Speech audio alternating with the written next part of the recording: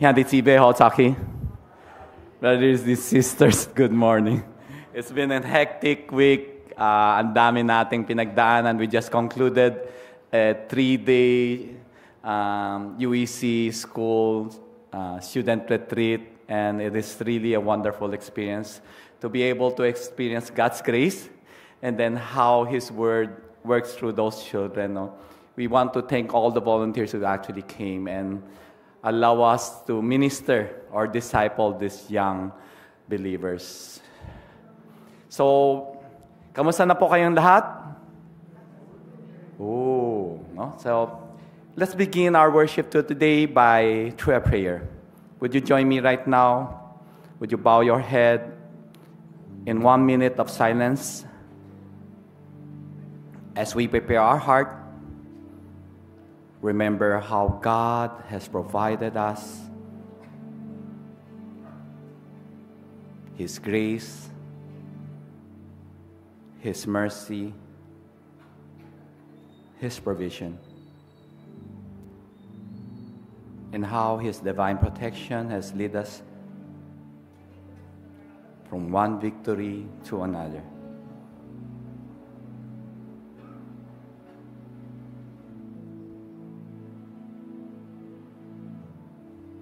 Our Father, our God,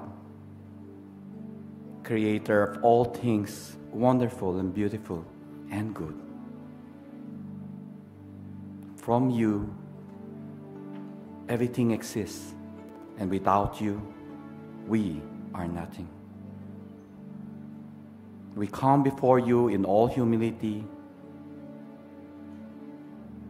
to ask for forgiveness for the things that we have done against our fellow men and against You. Things na sinasadya man o hindi, patawad o Diyos. Dalangin po namin ang kalakasan upang mapatagumpayan ang bawat pagsubok na siyang dumarating sa aming buhay. Paalala na huwag makalimot sa Iyo sa sandaling kami nawawalan ng lakas at sa tagal namin sa pagharap sa problema, nawawalan ng pag-asa. Paalala mo sa amin na Ikaw ang aming sandigan, Ikaw yung tulong sa sandaling na nangangailangan. Ang nais lang mo sa bawat isang mananampalataya ay magpakumbaba at lumapit sa Iyo. At tulad nga ng sinabi mo, ang iyong nais ay tugunin ang bawat panalangin nang sa ganon Ikaw ay maparangalan. Dalangin po namin ang mga may sakit, lalong-lalo na sa iyong mga manggagawa. Kami po ay humihiling na hawakan mo sila, lapuan niyo po ng iyong kamay, pagalingin sa mga sakit, maging man ito'y pisikal o emosyonal.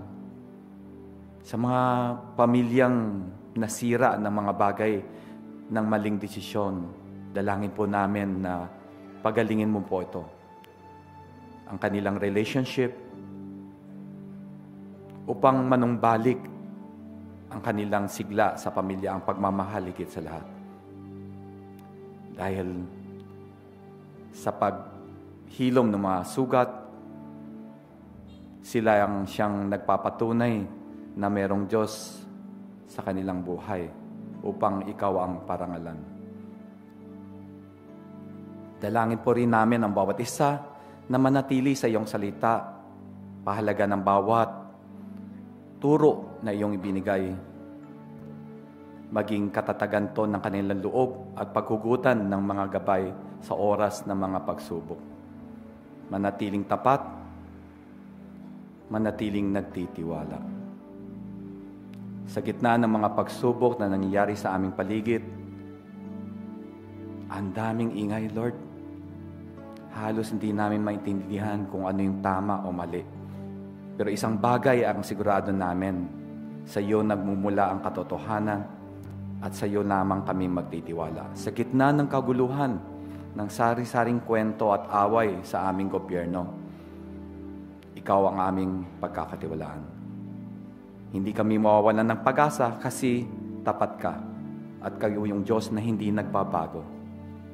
Ikaw pa rin yung Diyos ng aming mga ama. Ikaw rin Diyos ng aming kasalukuyan. At ikaw rin yung Diyos na magpapatuloy na uunawa, gagabay sa amin sa araw na darating. At sa umagang ito, sa aming pagtitipon upang parangalan ka at bigyan ng papuri, ikaw lamang, O Diyos, ang siyang aming sasambahin. We dedicate everything into your hands. And this is our prayer in Jesus' name. Amen.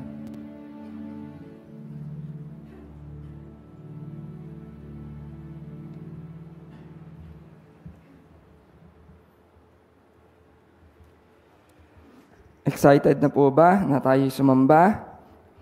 Amen. Inayayaan ko na po lahat na tayo po ay tumayo at sama-sama po nating basahin ang ating call to worship verse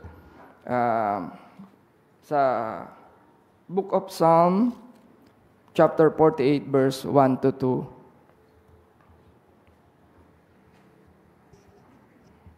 2. Sige po, basahin ko po.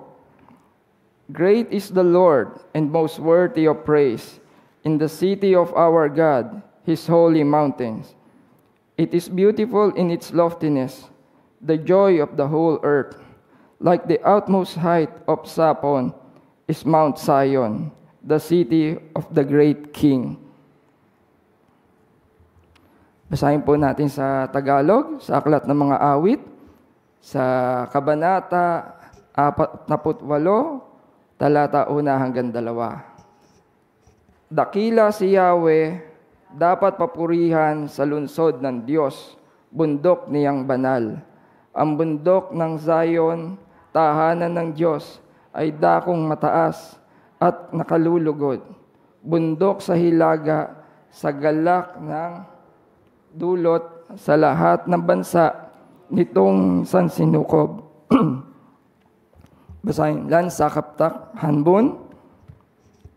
Sipien, sitapwe te itkaw te ditsat. Yahowa punwitwa, tilan syong te esyatyong, tiye ching swatieng, tiyo siu tua olo, siet answa, tua kulang esya, tipat bin, kuko huabi, wi chuan tue, so hiyet. Kaya tayo po ay sama-sama na ipagbunyi ang kanyang kadakilaan. Tunay po, karapat dapat siya na siya ipapurihan. Amen. Revelation 4:11 says, You, O Lord, are worthy of our praise and glory and honor. So this morning, let's give God the highest praise. Let's give God all our worship, for He alone is worthy to receive all our praises. Let's worship the Lord together. I will worship of my heart. I will praise you. All of my strength. I will seek you. All of my days. I will follow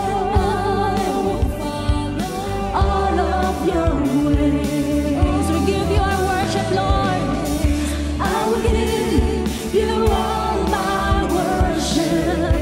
I will give you all my praise. You alone to worship. You alone are worthy of my praise. We bow down to you, Lord, this morning, Father. I will bow down and hail you as King. I will serve you.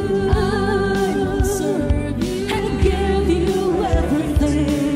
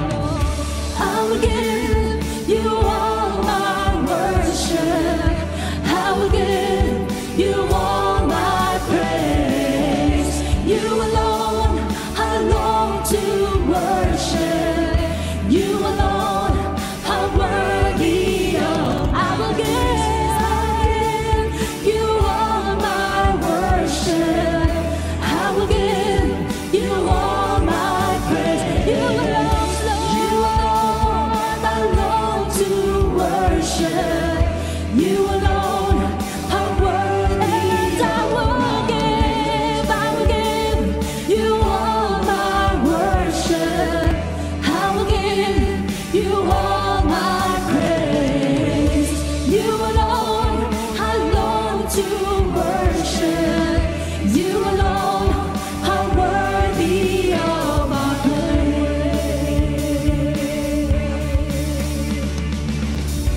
Where you go, I'll go.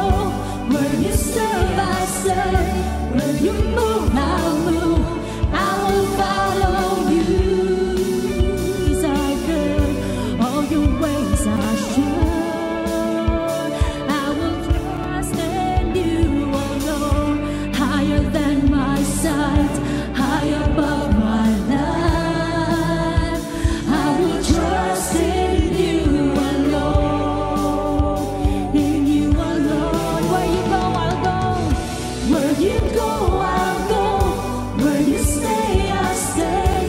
Where you move, I'll move. I will follow you. Who you love, I'll love.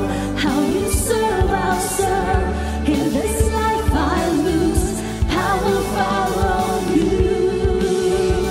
Yeah, I will follow you. Yeah. Light to the world, light to my life. I will live for you alone. You're the one I seek, knowing I will find. All I need is you alone. In you alone. Where you go, I'll go. Where you go, I'll go. Where you stay, I'll stay. When you move, I'll move. I will follow you. Who you love, I love. How you serve, I serve. In this life I lose, I will follow you. Yeah, I will follow you. Yeah. And you, Lord, there's life everlasting. In you there's life everlasting. In you there's freedom for my soul. In you there's joy and ending joy. Where you go, I'll go. Where you stay, I'll stay. Where you move, I'll move. I will follow you. Who you love, I'll love. How you serve, I'll serve. In this life I lose, I will follow you. Where you go, I'll go. Where you stay, I'll stay. When you move, I'll move. I will follow you. Who you love, I love. How you serve, I serve. In this life I lose, I will follow you. Yeah, I will follow you. Yeah, I will follow you. Yeah, I will follow you. Yeah, that's Jesus. We will follow you, Lord, and we will answer your call, Father, till every nation, till every time will be redeemed, till every tongue and tribe will know you, Lord, and may the nation will know that Jesus Christ is Lord, for all the glory and honor and praise to the Father, Son, and Holy Spirit. We praise you, Jesus. We praise you, Lord. Let's continue to worship. Let's continue to worship our Lord.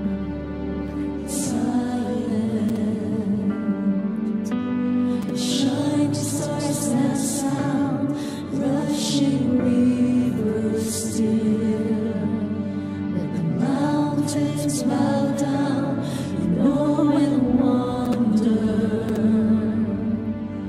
In reverence we call, who is worthy of all worship, who is seated on the throne.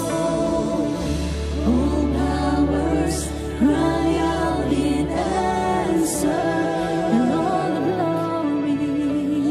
glory and praise for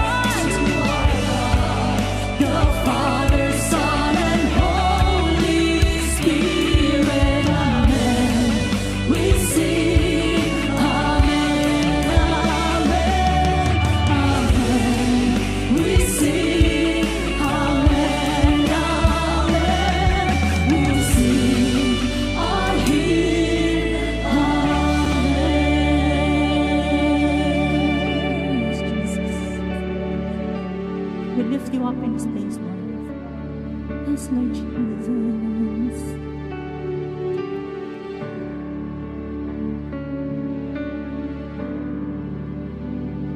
I cast my mind to Calvary, where Jesus bled and died for me. I see His wounds, His hands, His feet, the Savior, the mercy tree.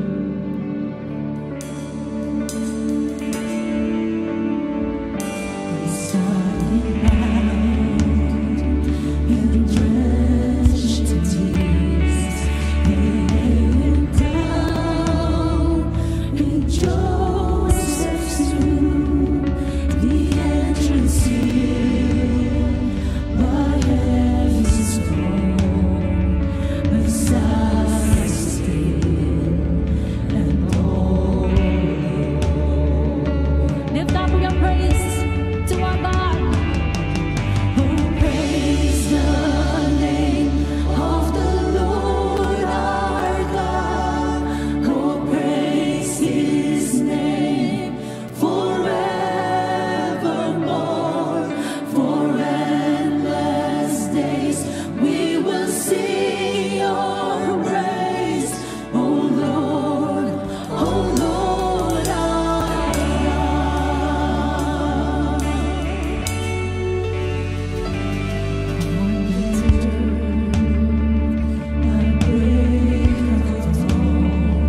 The Son of Man and rose again. Oh, tremble then, where is your sting? The angels roar for Christ the King. We lift you up, Jesus. Oh, praise the name of the Lord our God. Oh, praise His name forevermore. For endless days we will sing your praise. Oh Lord our God. Oh, praise the name of the Lord our God. Oh, praise His name forevermore. For endless days we will sing your praise. Oh Lord our God.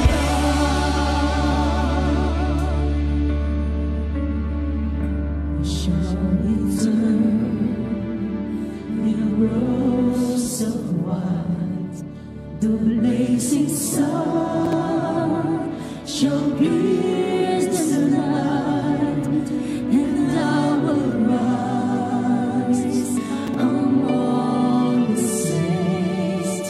My gaze just speaks when Jesus reigns. Hallelujah. Shall return in robes of white, the blazing sun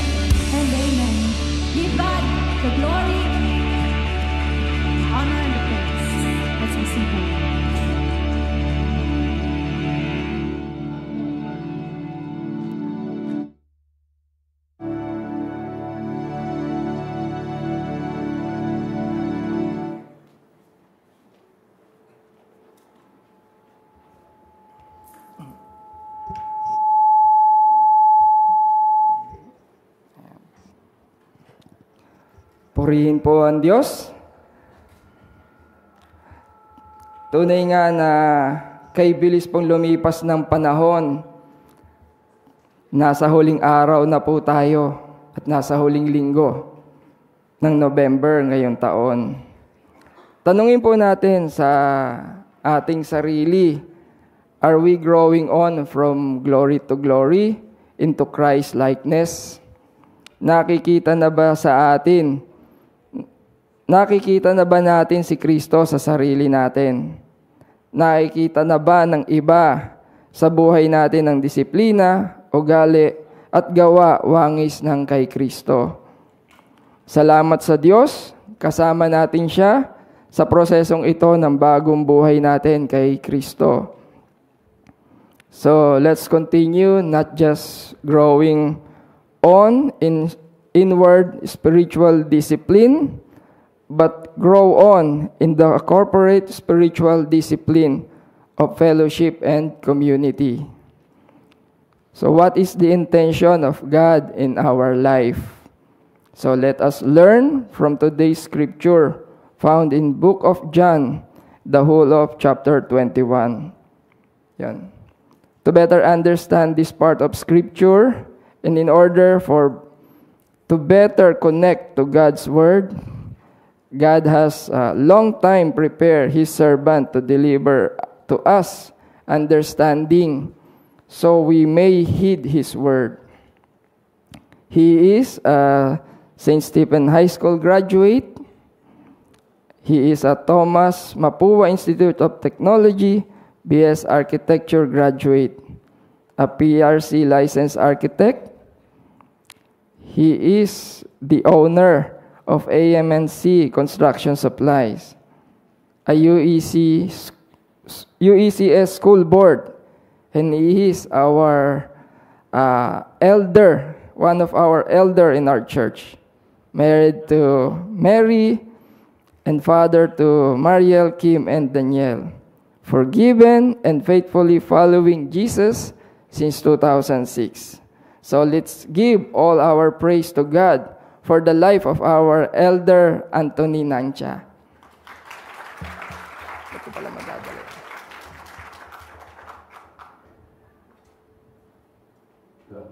Praise. Gandang umaga po sa lahat.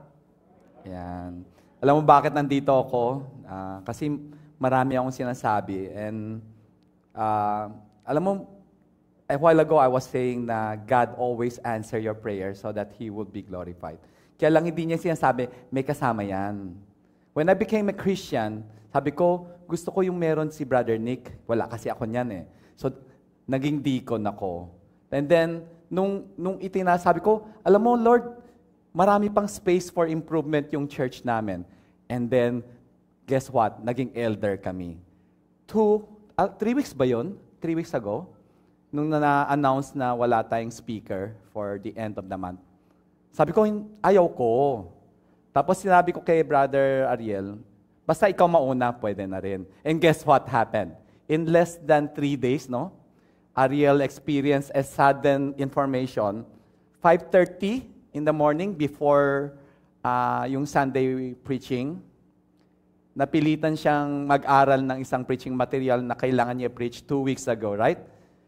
Alam mo, nung sinabi niyang mag-preach si Ariel, hindi ako naawa sa kanya. All of a sudden, na-realize ko, Anthony, di ba sinabi mo, basta't mauna siya, ikaw na yung kasunod. Sabi ko, magiging maingat na ako next time when I actually ask God for something. No? Pero this is ministry. And a lot of times, all of us will always say, mamaya na, teka muna. And kanina, sabi ko nga, even while we are talking about God's goodness and worshiping, alam mo, nag-struggle pa rin ako. Bakit ako? Bakit di na lang si Ariel? No? Mas magaling siya eh. Ako, iyakin ako pag danyan sa harapan eh. Diba?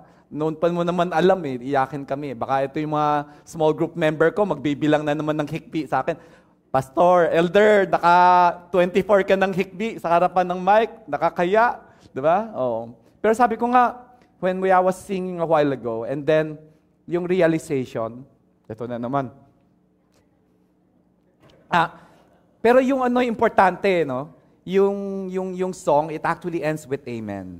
No? Hindi mamayaan na, hindi bukas na, o maghahanda muna ako, kundi amen. So, Lord, amen, Lord.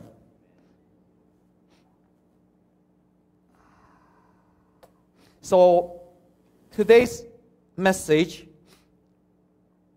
Lord, tulungan mo ako. Today's message would be entitled, no?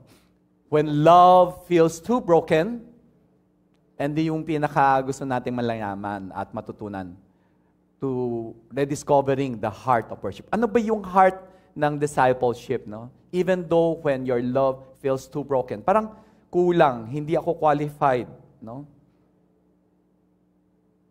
Ito yung gusto nating matutunan. When our love for Christ feels weak, minsan sinusukat natin yun, di ba? Hindi tayo kinokondemn ni Jesus, no? Datapwat, anong ginagawa niya? He actually restores, redefines, and recommissions us to love as He loved. Ulitin nga natin.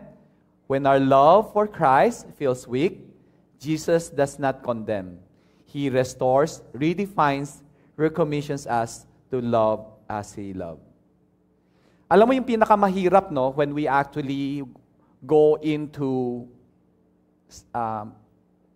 ministry, marami tayong haka-haka, marami tayong mga bagay na sinasabi natin, uy, kailangan ko nandito yung level ko para maging qualified. Because all throughout our life, we gain a lot of rulers in our life. Marami tayong rulers na gusto natin. Pag umabot ako dito sa ruler na ito, pwede ko nang gawin yan. Meaning, kailangan meron akong skill level ng sayaw, kanta ni Brother Ariel. Then, pwede mo na ako dalhin dyan, kakayanin ko na. And yet, we bring it for every single responsibility that we have been called to. Pag tinawag tayo ni Lord, Richard, step up ka na bilang deacons, we will start preside. Meron kang ruler. Lord, hindi pa ako rito eh. Hindi pa ako pwede. 9 inches pa lang ako. Pagdating ko ng 12 inches, ready na ako, pwede na. And yet, when God calls you, dapat ang sagot, Amen. Correct? And here we are, sabi nga dun sa isang story dun sa Bible, sabi niya, ano ba pinakamataas na commandment? Sabi niya, you shall love your Lord, your God, with all your heart, with all your soul, and with all your mind. No? Ang bilis, no? Ang ganda nung yung sinasabi ng talata, no? And yet, if you truly understand that, ang laki-laki. Siguro, 1 kilometer yung ruler na yon. Ang hirap abutin. Paano kang magmamahal sa Diyos kung ang puso mo ay nagdurugo? When you have anxiety, when you are hurting, when you have a lot of problem, pwede pa ba akong mag-love sa Lord? Paano ko yung soul mo, yung kaluluwa ay empty na? No? Halos ubos na. Paano ka pa magla-love kay Lord? Maibibigay ko pa rin ba yan? Pwede pa ba akong sumamba? Pwede ba akong manilbihan bilang manggagawa? E higit sa lahat, kung ngayong isip ay puno-puno ng mga sukatan, ng mga bagay sa mundo, at lahat kulang. Puno-puno ka na ng takot, puno-puno ka ng pag-aalala, at minsan, puno-puno tayo ng galit. Lord, di ako qualified. Mainitin ulo ko eh. Lagi ako nangaaway. Paano mo akong gagamitin? Imposible ba? Alam mo, ganun din naman si Peter. 3 kalahating taon siya sumunod kay Jesus. Isa pa yung mayabang, no? Diba? Sabi niya, Lord, mahal na mahal kita. At anong sinabi niya pagkatapos nun? Handa akong mamatay para sa iyo. And yet, after 3 crows, anong ginawa niya? Pinagkanuno niya si Jesus. No? Tinalikuran niya. Si Pedro, naalagad niya for 3.5 years. Isa siguro sa mga malapit sa kanya. He failed. Ano yung feeling when you failed? Grabe, pumalpak ako. Hindi yata ako naintindihan nung pinipreach ko. Yung mga nakikinig sa akin ngayon, hindi nila maunawaan. Sablay. Hindi na ako pa mag-preach next time. Sabi nga nung isang member ko, nung nag-preach ako doon sa isang anniversary, sabi niya, Elder, naka-24 kang hikbi. Oh. Alam mo ba yung first time na nag-preach ako sa Lucena, sabi ng miss ko, Mary, kamusta yung preaching ko? Sabi niya, okay. Sabi ko, yes. Pero, naku, ito na naman tayo. Sabi niya kasi may pero eh. Kaya lang, ang lapit ng mic mo sa ilong mo. And then, nung umiiyak ka, kada higop mo, rinig. So, ibig sabihin, nung umiyak ko, alam mo nung panahon, yung pagkakataon na yun, nakakaya. Pero sabi ko sa loob ko, Lord, ikaw naman may kasalanan nito. Pero kung kaya mo namang i-filter, siguro naman maririnig nila yung gusto kong sabihin. Ito yung sitwasyon, no? Hindi naman parehas kami ni Peter, no? Hindi ko naman pinagkanuno si Jesus, eh. Oh. Si Peter, nandun sa sitwasyon. Ang sakit ng loob niya. Punong-puno siya ng burden. What do I do? I have met Christ twice, the living God. Paano ko haharap? Ang laki ng atraso ko. Pinagyabang ko pa man din, handa ako mamatay. Pero at that very moment na tinanong ko, sabi ko, hindi ko siya kilala. Ano yung feeling? Dito magsisimula ang ating pag-aaral. That is from John chapter 21. Kakaiba siya, no? John chapter 1 is a story and a gospel about God being God. And yet, unlike the three gospel, yung sinasabing Matthew, Mark, and Luke, we are all synopsis Bible, no? Halos related sila sa isa't isa. They always end up putting God as in God. Pero ito si John, na nag-narrate for 20 chapters for Jesus to be God, he ends up putting God as somebody else at the end. Malalaman natin mamaya kung ano yung sinasabi ni John. And how he delivered the message, no, about Jesus being God, and then end up defining Jesus' life's purpose in this world, no? So let's go to John chapter 21. And then read through the chapters, and I'll explain expositionally, no? Gagawin kong Tagalog para lahat could actually come with me, no? Para masundan natin. So, after these things, Jesus showed himself again to the disciples at the Sea of Tiberias. And in this way, he showed himself. Yung Sea of Tiberias, yun na yung Sea of Galilee. Yun yung kung saan laging nangingisda sila Pedro bago nila makita si Jesus. Kaya kung ikaw si Pedro at ikaw nakakaranas ng mga problema, gusto mo balikan yung dati mong nakasanayan para ma-feel mo na, uy, meron pang natitirang abilidad. Kasi yung pinagyayabang ko dati, parang wala na akong karapatan upang ipagsabi. Sino yung nandun? Sabi dito, Simon Peter, Thomas, called the twin, Nathanael of Cana in the Galilee, the son of Zebedee, and the two others of his disciples were all together. Tapos, sino naman ang bida? Si Peter, syempre, siya yung leader. Sabi ni Simon Peter, he said to them, I'll go fishing. Kasi yun yung alam niya lang eh, no? They said to him, ano sasabihin nila? We are going with you also. Sumunod din yung mga kasama niya. And they went out, immediately got into the boat, and that night, they caught nothing. Sounds familiar? It is the same story sa Luke, no? They went out all night and fished nothing. But when morning came, no? Ano nakita nila? Si Jesus nakatayo doon na naman sa shore. Pero ni isa sa kanila hindi nila ma-recognize, no? And then Jesus said to them, "Children, have you any food?"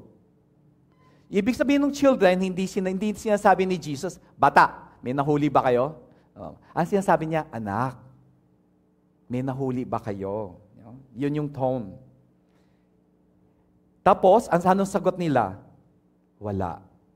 And he said to them, cast the net on the right side of the boat, and you will find some. And so they cast, and now they were able to draw in because of the multitude of fish. Sounds familiar? Yun din yung story sa Luke, no, kung saan nakilala nila sa Jesus. Pero doon sa pagkakataon noon, ang sabi nila, magdamag kami naghuli, wala kami naghuli. Pero at this very moment, nung sinabi ni Jesus, cast the net, immediately, sumunod sila. Ito yung storya, no? Sabi ni Peter, he is the ako. Pero ano nangyari? Wala silang nahuli.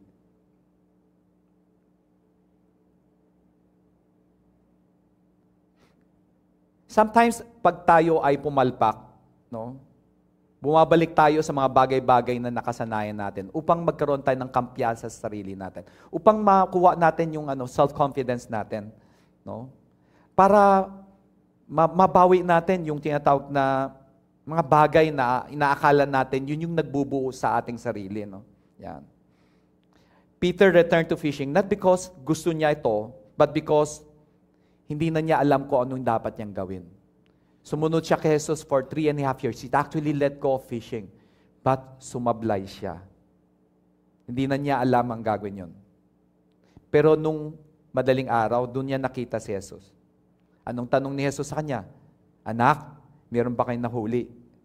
Sabi niya, wala. At sa kanyang pagsunod kay Jesus, nung sinabing, cast the net, anong nangyari? Kaagad-agad, meron silang nahuli. Ano ba nangyari nung pagkakataon na yun? Muli nilang nakilala si Jesus, right? Immediately, right after. Definitely, meron na silang flashback. Eto si Lord. Siya yung nag-utos sa amin dati at siya lang yung may kakayanan upang magpahuli sa amin ng ganyang karami. Alam mo bakit? Kasi gusto ni Jesus na i-remind sila na yung mga purpose ko para sa inyo hindi pa rin nagbabago kahit kayo ay sumablay. No? So, from here we get our first lesson. No? Our first lesson is when you feel useless, Jesus still calls you. No? Yeah. Minsan kasi, pag punong-puno na tayo mga sablay, and I would believe a lot of us have a lot sablay. No? Marami tayong, hindi yung sablay ng UP. We're talking about the sablay na yung palpak. No? And then every time na meron tayong sablay, we put a black mark on ourselves. Diba? Dumadami ito eh. And pag na-accumulate na yon, feeling natin sobrang disqualified tayo sa lahat ng bagay. No? And yung mga disqualifying moment na yon, it is actually a humbling moment. Yun yung katotohanan. And maniwala sa hindi, ginagamit ng Diyos yon, yung mga humbling moments na yon, bilang lupa na kung saan pwede niyang itanim muli ang kanyang buto upang lumago ang inyong pananampalataya. Upang doon muli musbong ang iyong sinutukoy na pagmamahal pabalik sa Kanya. Sapagkat ito yung katotohanan, no? Hindi nagtatapos sa iyong sablay ang plano ng Diyos, bagkus ito yung pagkakataon na matawag ka niya muli. Tinawag ka niya dahil ikaw ay kanyang tinubos na. Ikaw ay pinatawad na niya. You are called because you are forgiven. Let's go to the next scene. Yan. Yan. Then as soon as they had come to land, they saw a fire of coal there and fish laid on it and bread. Jesus said to them, bring some of the fish which you have just caught. Yan. Ibig sabihin, nung sinabi yung, dali mo yung isda, lutuin natin. Pansinin natin yung unang talata, no? Ang sinabi doon, meron ng fire, may coal, at merong fish na doon. Sabihin, meron ng isda, inihanda na, nakaluto na. So, sabihin, magdamag silang ng isda, gutom na, pagod na. Hindi yung isda. Gusto lang dalhin sa pangpang yung isda na nahuli. Meron nang naihanda si Jesus para sa kanya, para sa kanilang pangangailangan. Tapos anong ginawa ni Simon Peter? Simon Peter went up and dragged the net to the land full of large fish, 153. Although there were so many, the net was not broken. Taluwas ito doon sa kwento na sinabi na Luke, no? Sabi doon sa Luke, halos masira. Pero dito sa pagkakataon na to, kompleto sa bilang, pero hindi siya nasira. Nadala nila sa pangpang nang hindi nag-aalala. Jesus said to them, come and eat breakfast. Yet none of the disciples dared ask him, who are you? Di ba? Alam mo kasi, hindi lang naman si Pedro ang sumablay. Karamihan ng mga kasama niyang alagad, sumablay din. No? And then, takot silang magtanong muli. Despite meeting him twice na, naintindihan mo, hindi pa nila maramdaman na karapat-dapat sila sa gawain at meron silang agam-agam. 2 beses nilang na-meet ang buhay na Diyos, and yet, nandun pa rin, bumabalik pa rin sila sa natutunan nilang pangingisda. Hindi pa rin nila matanggap na pwede silang magpatuloy despite their sablay. No? Knowing that it was the Lord, no? Sabi niya, hindi nila kilala. Kahit alam nila. Then Jesus then came and took the bread and gave it to them. And likewise, the fish. Oh, familiar ulit, di ba? Para siyang Last Supper, no? And then, siguro, by now, hindi na nila tatanungin kung sino si Jesus, right? By now, they are already reminded, ito na si Jesus. This is the living God who was crucified, who died for them, and is really in front of them. Finally, na-remind na nila lahat ng sinabi niya. Si Jesus na talaga ito. Sabi dito, this is the third time Jesus showed himself to his disciples after he was raised from the dead. And from this, we learn lesson 2. When you feel unworthy, Jesus meets you where you are. Alam mo, minsan, feeling natin, pag sobrang nating palpak, hindi tayo karapat-dapat. Takot tayo lumapit sa Diyos. Diba? Minsan, I'm so sinful. I'm so broken. Hindi ako pwede lumapit sa Diyos. Pero, let me remind you, no? Hindi yun yung sukatan kung pwede kang lumapit sa Diyos. Kasi si Jesus mismo nandun sa tabi mo at handa kang akayin ulit pabalik. Hindi yan yung magiging sukatan upang maging karapat-dapat ka. Kahit hindi ka karapat-dapat, si Jesus mismo ang lalapit sa iyo kung saan ka ngayon. Some of you may actively be going through some wrong decisions in life. You regret it so much that you feel you are unworthy to even come to church. Some people use that as a reason to say, lalayo muna ako ngayon kasi ang dami kong dapat baguhin sa aking buhay. Pero hindi dapat. All the more that you should come before God and meet Him. No? Or yet, when Jesus come to meet you, you just say amen and meet Him there. Pwede naman yun. Hindi siya imposible. And like the apostles of Christ, when Christ told them, salo-salo tayo, kain tayo muli. Knowing that it is Jesus Christ who actually called them, they actually met Him where Jesus want them to be. Let's go next. Medyo mabilis, no? Di naman mahirap, right? Di naman ako parang nagle-lecture.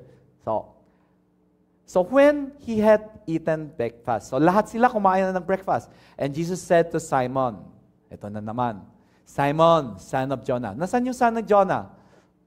Wala dito ba? Absent? Absent, no? Pero si Simon to, no? Si Peter, sabi niya, Simon, son of Jonah, do you love me more than this? At sabi ni Jonah tuloy, sabi ni Simon, sabi ni Peter, sabi niya kay Lord, yes, Lord, you know that I love you. Bigyan kita ng konting konteksto, medyo lalagyan natin laman. Yung ginamit ni Jesus nung tinanong niya si Simon, son of Jonah, do you love me? Yung love doon, ang ginamit niya is agape. Para maunawan mo yung agape, yun yung binasa nating verse kanina, to love God with all your heart, with all your soul, and with all your mind. Ang hirap, ang bigat. Alam mo anong sagot ni Peter, son of Jonah?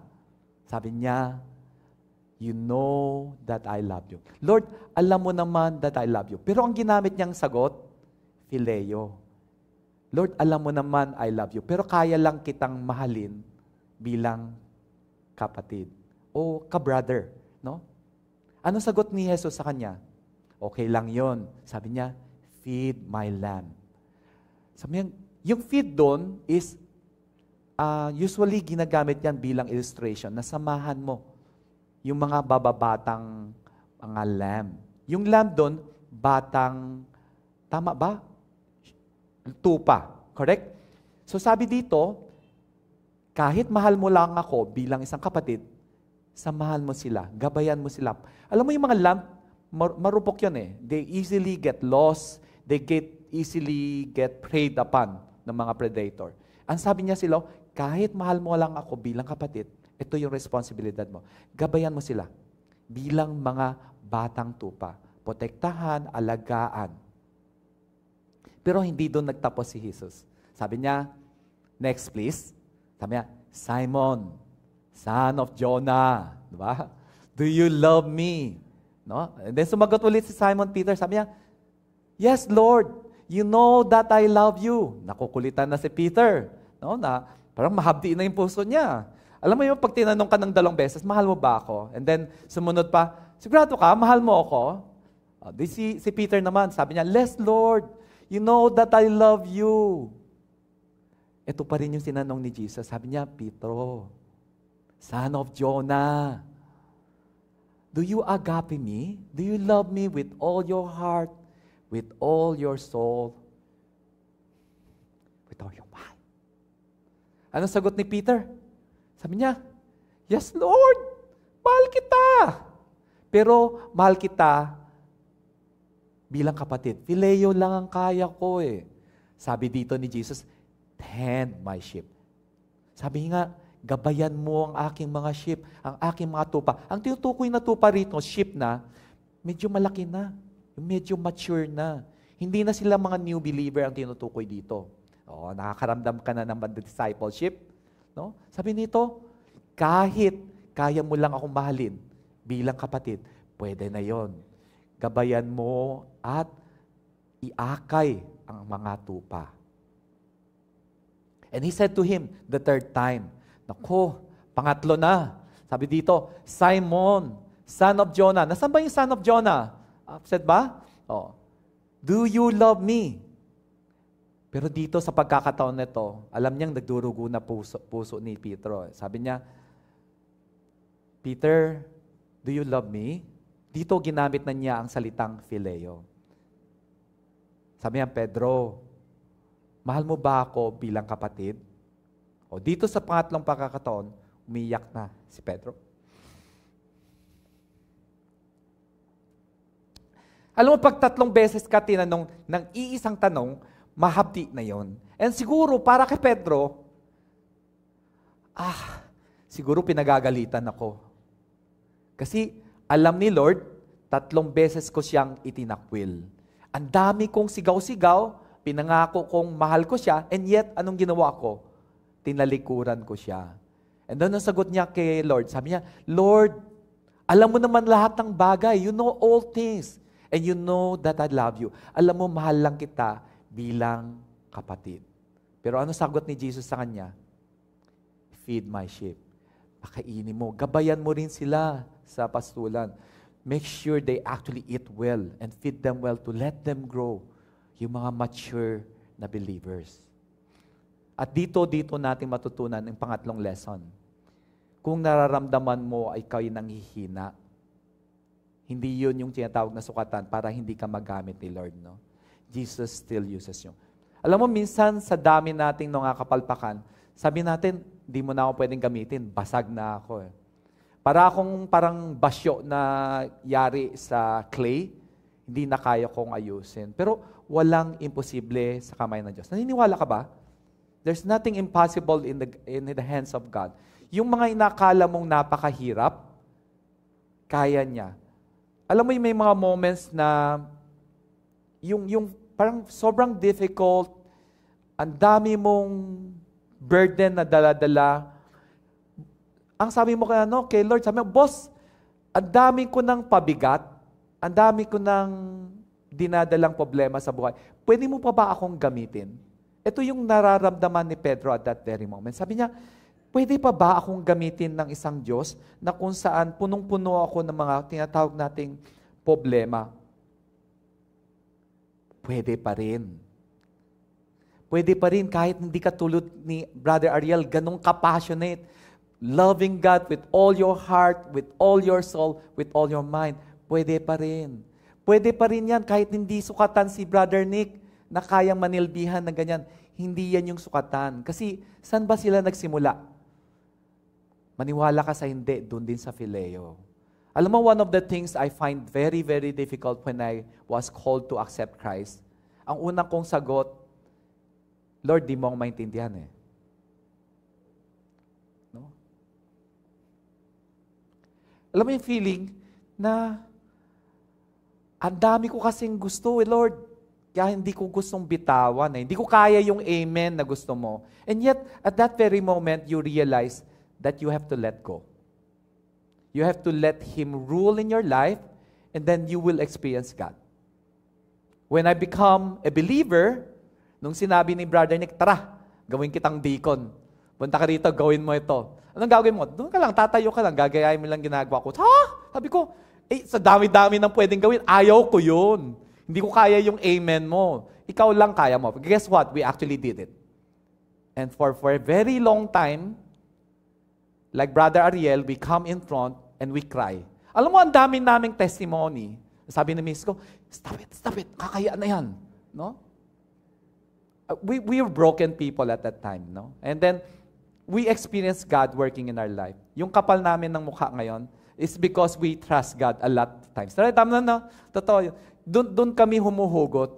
Kumbaga, Lord, kahit nakakaya ang gagawin namin, bahala ka na sa amin. Huwag mo tatanggalin ang aming karangalan pag bumaba kami sa pulpito. And wala pa naman na nangungutya sa amin bilang iyakin. No? Sa tagal namin umiiyak dito sa harapan. And that, we do experience God working in our life. We are changed from one glory to another glory. Pero yung glory na yun, hindi para sa amin. Para kay Lord. Kayo ba? Gusto niyo rin ng ganon? Alam mo, ang gusto ng Diyos, gusto niya hindi siya naghahanap ng mga taong perpekto. Alam mo, may mga perfectan ng tao, hindi nila kailangan kasi ng simbahan. Ang kailangan lang ng Diyos, mga taong naniniwala. Punong-puno tayo ng mga taong imperfecto tayo. Madalas kong gamitin ang salitang perfectly imperfect for a perfect God. Naintindihan niyo yun? You are here, imperfect. Pero para sa Diyos, okay lang yan. Perfect situation. So that I will show you who I am, a perfect God. And then, siguro, para sa mga taong nagmamahal sa Diyos, kahit imperfect, nanginginig pa sa takot, sa pag-aalala, you are still perfectly imperfect in front of a perfect God. Balikan natin yung lesson na nating natutunan, yung 3. Maya na nating balikan to. Ito yung pinakapuno ng ating pag-aaral. No? Sabi nga natin, when your love for Christ feels weak, hindi tayo kinokondemn ni Jesus. Jesus doesn't condemn us. He restores us, binabalik niya tayo muli, re-redefine niya, pinapaalala niya na atin kung sino tayo nung tayo'y tinawag at yung bago nating pagkatao ay yung plano niya para sa atin. At nire-recommission niya upang magmahal kung paano siya magmahal. You gets? Ibinabalik ka niya muli. Kasi ang pinaka-importante naman hindi yung abilidad mo. Ang gusto niya, maranasan mo ang kanyang pagmamahal at yung same na pagmamahal, may pasa mo sa iba. Ano yung lesson natin? From John 21. Basahin nga natin yung lesson number 1. When you feel useless, Jesus still calls you. So ano mo yung pagkakataon na feeling mo hindi ka pwedeng pakinabangan? Useless ka na, sabi ni Jesus, tatawagin pa rin kita. Tatawagin pa rin kita, Mando. Tatawagin pa rin kita, Richard. Tatawagin kita, Alan. Pwede pa yan. No? I will call you. Ano yung pangalawang lesson? When you feel unworthy, Jesus meets you where you are. Alam mo, those moments that you feel unqualified for the work, hindi yun yung sukatan. Kasi ito yung katotohanan. Ni isa sa atin, walang pwedeng magmalaki. Amen? Tapos, kung nasaan ka, doon ka pupuntahan ni Lord. Hindi mo kailangan pumunta pa rito sa church upang maintindihan kung anong kanyang pakay. Just humble down before God and He will meet you where you are. The things that you are experiencing right now may be a humbling experience, pero gagamitin ni Lord yun birang isang lupa na kung saan pwede niyang tamnan yung pagkakataon na ikay lumago sa iyong pananampalataya at pagmamahal para sa Diyos. And finally, lesson number 3. Basahin natin. When you feel weak, Jesus still uses you. Kahit ikay mahina na, walang imposible. No? Kaya niyang gamitin ka. Alam mo, I remember one time when Brother Adrian shared to me na sabi niya, tinawag siya upang i-improve yung tech system ng church. Sabi niya, for 2 months tumatanggi siya kay Lord. Sabi niya, ayaw ko, wala akong alam dyan. Wala akong alam dyan. And finally, after 2 months na pagpupuyat, bumigay na siya. Sabi niya, Lord, di ko na kaya yung kalabit mo. Sige, papayag na ako. Amen na. And guess what? He learned everything. He was equipped to do the job. Not because he is qualified, but God qualifies him for the responsibility. Meaning, kailangan niya lang pagtiwala. Pwede kang sumunod at maranasan ang kanyang katapatan, ang kanyang biyaya. Who among you want to experience God goodness? Can you raise your hand? O yung iba, ayaw niyong maranasan ang kabutihan ng Diyos? Yeah, gusto natin. If you want to experience God goodness, you have to trust in. Even on those times that you have to step on waters. Just like me, Brother Ariel and me. No? This is stepping on water. Naku, maniwala ka. Kinakabahan ako. Buti na lang wala pa akong hikbi. No? Brother Martin, wala pa ba tayong bilang sa hikbi? Wala pa naman, no? Wala pa. 0 pa daw ang score ko. Sige. Alam mo, pag ikay nasa ministry, you always look for things to qualify you. Pero alam mo yung qualification in discipleship? Love. Agape. To love God with all your heart, with all your soul, with all your mind. Agape to drive the mission. Alam mo, pag walang passion for God, yung church would collapse. And in discipleship, integral ito. But alam mo meron ding importanteng love, phileo. One that goes horizontal for fellow men. If you don't have brotherly love, you could not maintain or sustain relationship and discipleship. Naniniwala ba kayo? If you go through the motion of just doing responsibility in ministry, trabaho tawag doon. Hindi siya discipleship. And guess what? Meron din ganyang istorya sa Revelation. Alam mo ang kwento sa Revelation? Nung pinagalitan ni Jesus yung Church of Ephesus, sabi niya, ikaw ang galing-galing mo. Lahat ng gawain ng ministry, nagagawa nyo. Pero isang bagay ang sinasabi kong dapat nyong baguhin. Nakalimutan nyo na yung unang pagmamahal. At kung kakalimutan nyo ito, tatanggalin ko ang iglesia sa inyo. Alam mo, ganun ka-importante ang love. The same love that we are talking about. Alam mo, pwede mong pagsuspetyahan lahat ng abilidad nyo, pero isang bagay ang dapat mong huwag kalimutan, ang mahalin ng Diyos. Alam mo, both agape and phileo are important. Pero sa mga pagkakataon na ikay naglulupaypay na at punong-puno na ng sablay, hindi po yung sa UP, yung sablay sa trabaho, agape keep us alive. You have to trust God at the very moment na kailangan mong isuko. If you want bumangon ka doon sa moment na parang, Lord, wala na ako, hindi ko na kaya. You need to surrender. Even if you think you don't know what will happen next. Huwag ka gagaya sa akin na nagcha-challenge ka, Lord. Kasi God has a funny way of pushing you forward, no? Sabi ko nga, next time, pag meron naman challenge, hindi na ako bibitaw ng salita. Baka ako sumabit. When we were in camp, Boksunyu was actually telling me to enroll in IGSL. And then, bala ko na naman magbitaw ng salita. Alam mo ba yun? Anthony, stop it. God has a funny way to answer what you desire and better not say anything. So, for now, I'll silent muna. Yan. Alam mo, meron akong hiniram na tula. And hopefully, I could actually touch your heart. Pinatranslate ko sa Tagalog. And then, isasalin ko na medyo mas kaya niyong i-relate. No? Okay. It would be emotional. Huwag mo akong bibilangan ng hikbi, tulad mo rin ba si Pedro? Tatago ko muna yung mata ko. Nakatayo ka ba rin sa tabing dagat, nakatanaw sa bukang liwayway? Nakatayo sa pagitan ng alaala na nakaraan at diwa ng nais mapatawad. Yung alon ay bumubulong ng iyong kabiguan. Pero yung apoy na nagliliwanag, bumabalot, humahaplos sa iyo bilang kapatawaran.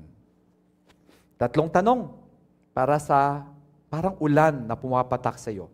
Iniibig mo ba ako? Iniibig mo ba ako? Iniibig mo ba ako? Bawat tanong, pinalalambot ang lupang pinatigas ng kahihiyan. Ang Panginoon, na minsan nang tumawag ay muling tumatawag. Sumunod ka sa akin. Follow me. Singit ko lang yun. Pag-ibig na dating nadapa ay muling ibinangon. Pananampalatayang nahimlay ay muling ginising. Sapagkat si Jesus ang naghahanap hindi lamang ng manggagawa, kundi ng umiibig. Hindi lang sa tagapangaral, kundi ng mga pastol na muling naglalagablab ang puso, phileo man o agape.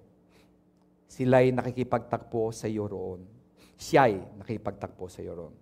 At sa tabi ng apoy, sa dalampasigan, sa gitna ng iyong kwento, ay muli niyang sinasabi, panayag, ngunit matatag, sumunod ka sa atin. Alam mo mga kapatid, the church has a lot of work. Madalas nating marinig na ang laki-laki ng harvest, kulang tayo sa manggagawa. And the ministry is actually growing. One of the reasons why we could not expand the ministry because we lack workers. No? For 2 years, I've been pushing the board, gagamitin ko na yung platform na, to go for a 2 service. Kailangan natin talagang 2 service to grow. And more than that, we need outreach ministry. If you're one of those people that Christ has touched, tinatawag ka, oy, pwede ka na. At ikaw rin yung mga tao na, later, mamaya na. Pakinggan mo yung boses ni Jesus. Kinakausap ka niyon, tinatawag ka ngayon, pwede ka na. Alam mo maganda, pag ikaw'y tumugon, may experience mo kung paano kumilos ang Lord. Kanina tumaas ang kamay, diba marami, gusto natin ma-experience ang goodness ni Lord. Heed that call. Move forward. Kung ikaw man ay isang ina at nakakaunawa ng pagmamahal ng bata, pwede na yon. Join the children ministry. Be part of the team that feeds the lamb. Dito sa aming tinatawag nating, ano yung second floor natin? The Clay Center. Kailangan namin yan. And magagamit mo yung iyong tinatawag na pagmamahal. Kahit hindi pa agape, aabutin din natin yung agape. But for now, God will be able to use you to feed the lamb. Kung ikaw man ay yung sinasabi natin, ito lang kayang ko ibigay eh. Pwede lang ako mag-good morning. Pwede na rin yun. Alam mo, importante yung phileo sa good morning. Good morning po, welcome to UEC Santa Cruz. We need more ushers to come up front. Alam mo, pag naging 2 service tayo, kulang ang tao. But if you actually volunteer and be part, alam mo, magaan yung trabaho. And yet, yung sinasabi mong good morning, nagpapaganda ng umaga ng isang tao. Alam mo, yun yung na-experience ko eh. Yung ngiti lang, sapat na para mapawi yun, yung nararamdaman natin. Ito na naman. Wala pang hibi, 0 pa yung grade natin. No? And dito naman sa church. Dito naman sa church, sa ministry, sa discipleship program na ginagawa ng church, no? We need more leaders to step up. We need more believers to join small groups. Hindi masama sumama ng small group.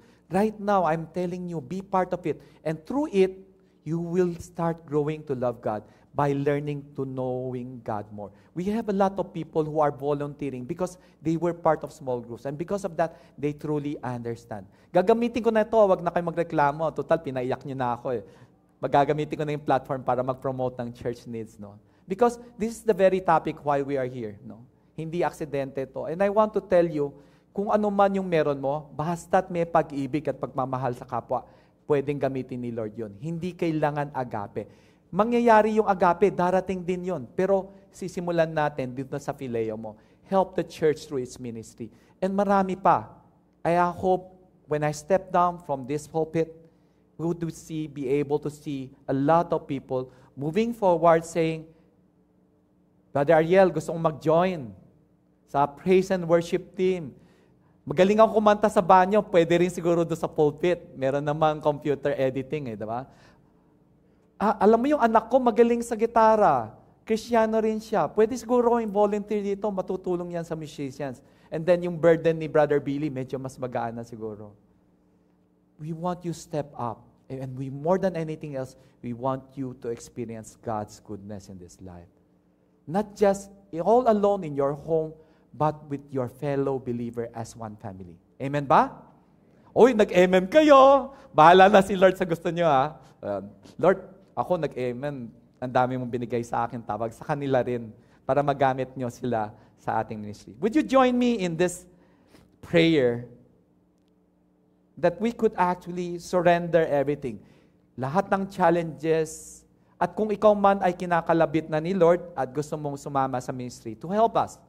Now, hindi para umiyak dito sa harapan, darating din tayo doon. Pero para tumulong, para maipahayag yung pagmamahal na iyong naranasan sa iyong kapwa.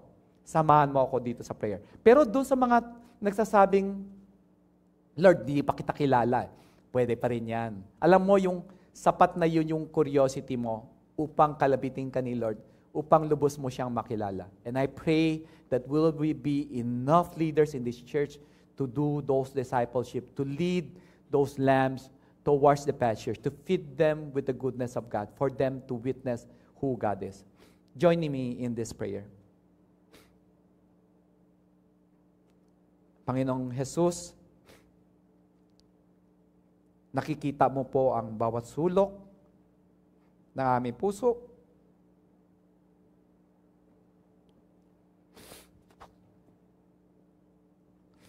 Daman niyo po kung paano kami lumayo at gaano katagal namin kayong tinitiis. Bumabalik yung mga hapdi. Pero Lord, salamat sa biyaya na hindi tumitigil at patuloy na umaabot sa amin. Sa pagmamahal na patuloy na tumatawag, pinapauwi kami. Sabi nga nung kanta, madalas kaming maglayag, lumayo at naliligaw. Hilahin mo ulit kami pabalik ng iyong mercy upang hindi kami makalimot, upang ipaalala sa amin. Sa mga pagkakataon na ang aming puso ay nanlalamig, uling painitin ito. Para na sa ganun magamit mo kami. Kahit Phileo, pwede na, Lord. Here we are, Lord. Use our heart. Take it, seal it, and make it wholly yours. Until the day we sing before your throne, forever bound by your grace. Amen. God bless everyone.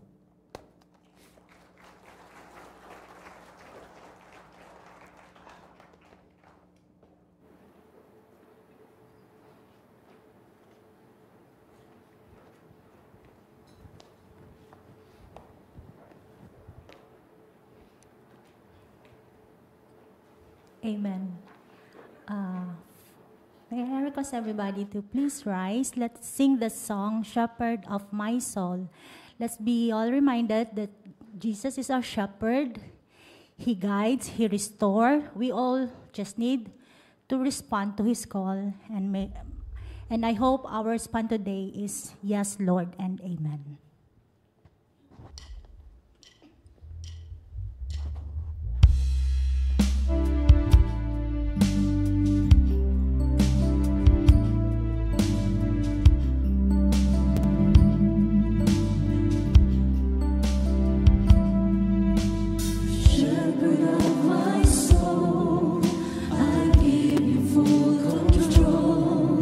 Wherever you may be, I will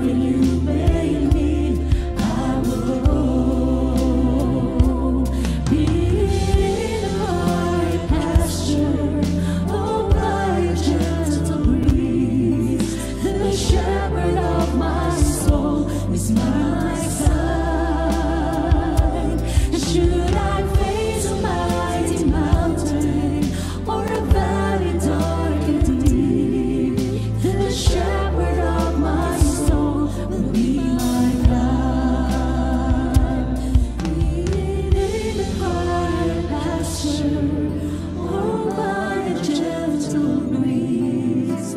The shepherd of my soul is by my side.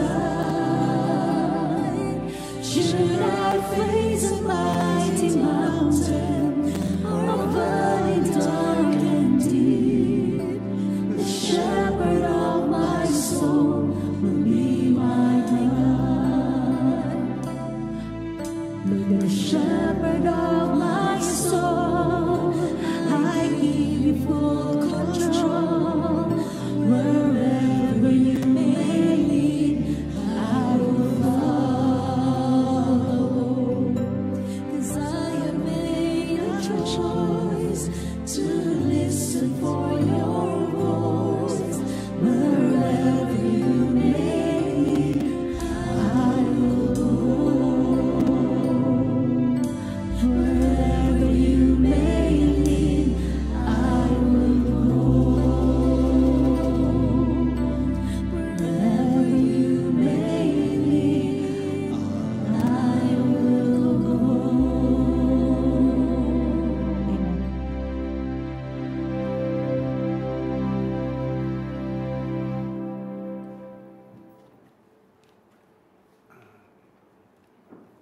You may all be seated.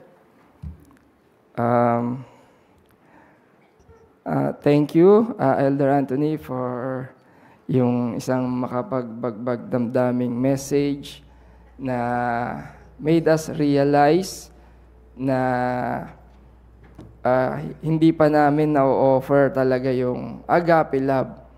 But we know na napakabuti ng Diyos dahil kahit yung Phileo love lang, pero yun yung magdadala sa atin patungo sa agape love. So, sharing ko na lang din po about sa experiences ko. Yung pong moment po na yung nag-decide sila na magte-train na po ng, may meeting po kasi yung board, so magte-train na raw po sila ng mga presider. Nandun po ako at the moment na narinig ko yun, oh no, alam ko, isa po ako sa magiging candidate po doon. Sabi ko na lang, pero sabi ko na lang po, sige po, parang kay Lord, amen na lang po. Pero Lord, magsasabog po ako doon. And even up to now, ito nga lang po, nagsabog na naman po ako.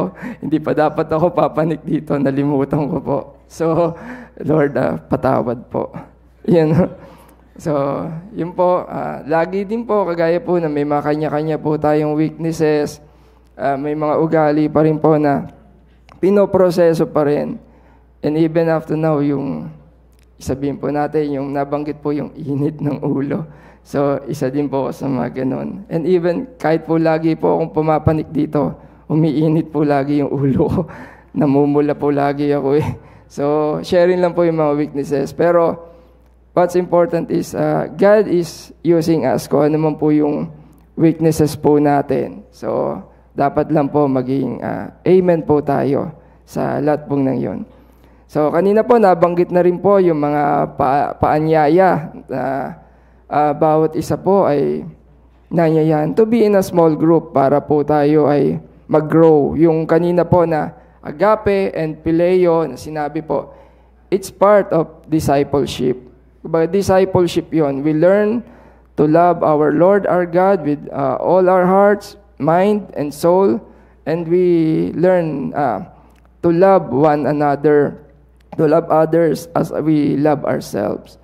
So, yun po, yung mga may talents, o yung gusto mahubog yung talents, patuloy pong inayayahan na to join in the ministry sa Clay Kids, sa tech, sa ushering, sa music team, at sa marami pa pong mga magiging program and ministry ng church as the church continues to grow. Yan po. So, welcome po sa ating pong Sunday worship service. Lalo po yung mga first time. Sino po kayo yung first time po dito na umattend? Pwede pong pakitaas po yung kamay kung okay lang po. So, I guess mga naka-attend na pong karamihan. But patuloy po ang paanyaya na to join us continually in our Sunday worship service. Patuloy namin nais na makasamba namin kayo at maka-fellowship. So, yun lang po. Can I invite everyone to stand up for our doxology?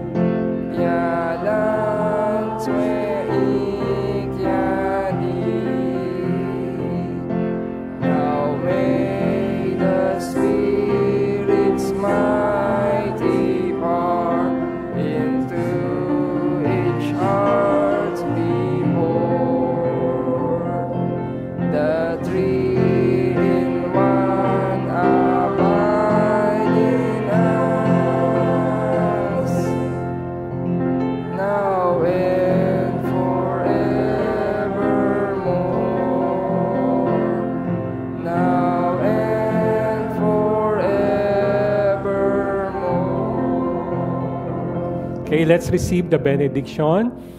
愿主耶穌基督嘅恩惠、被上帝嘅聽堂、及聖靈嘅保惠師、及咱眾人sa kapile, pitkaw耶穌te di pa'y kolay, naway sumainyo ang kagandahang loob ni Heso Kristo, ang pag-ibig ng Diyos Ama at ang pakikisama ng banal na Espiritu, ngayon at hanggang magpakailanman. Amen and Amen. May the love of God, our Father, be with us, and the grace of Christ, our Savior, be with us, and the fellowship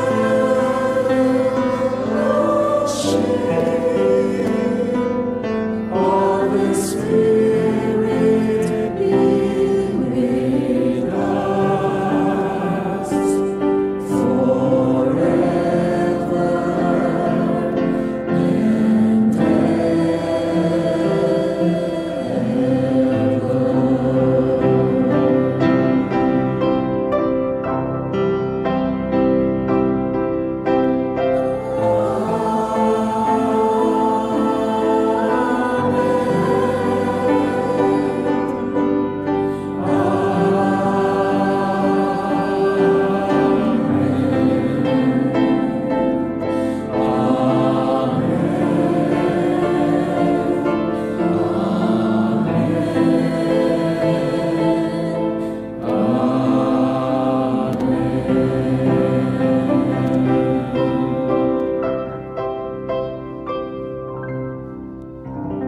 Dito po, nagtatapos ang ating Sunday worship service. Pero ipagsamba po natin kay God, patuloy po. So let's continue to grow sa ating pong buhay Kristiyano. So, yun po, tayo po ay magkamayan at magbatian at mag-fellowship po tayo. God bless po.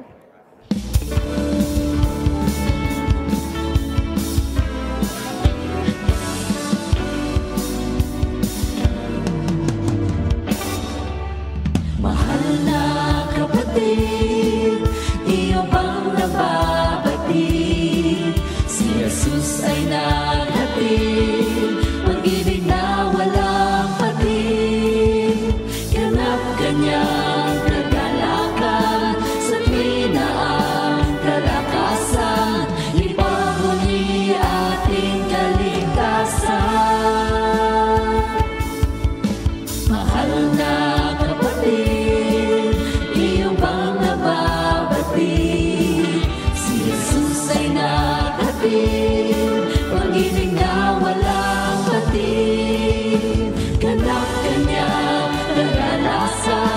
tuwina ang kalakasan, ipagmuni ating kaligtasan.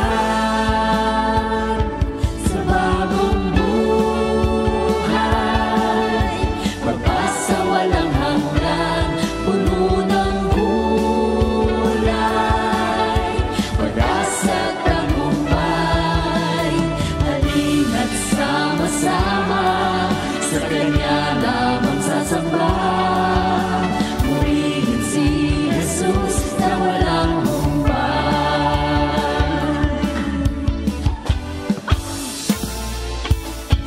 Kamusta kaibigan? Magkilos ka ay tunghayan, kabutihan niya'y tikman, biyayang inilaan, ganap Kanyang katapatan, sa tuwina ang kaalwanan, ipagmuni kaluwalhatian. Sa bagong buhay, pagpasa walang hanggan, puno ng kulay, pag-asa at tagumpay, halina't sama-sama, sa Kanya lamang sasamba. Purihin si Jesus na walang humpay. Sa bagong buhay, pagpasa walang hanggan, puno ng kulay, pag-asa at tagumpay, halina't sama-sama, sa Kanya lamang sasamba. Purihin si Jesus na walang